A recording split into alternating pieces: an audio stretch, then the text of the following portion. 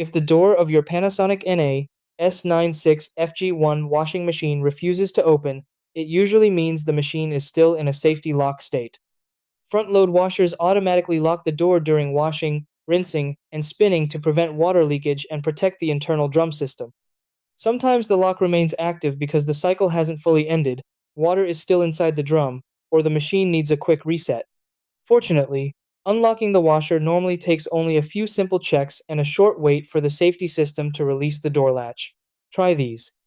Step 1. Press the start, pause button, and wait a few seconds to ensure the wash cycle is fully paused or completed. Step 2. Check the display and wait about 1 to 2 minutes for the automatic door lock to release. Step 3. If the door remains locked, select the drain or spin program to remove any remaining water.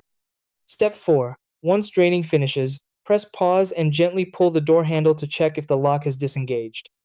Step 5. If it still won't open, turn the washer off and unplug it for about 1 minute, then restart the machine and try again.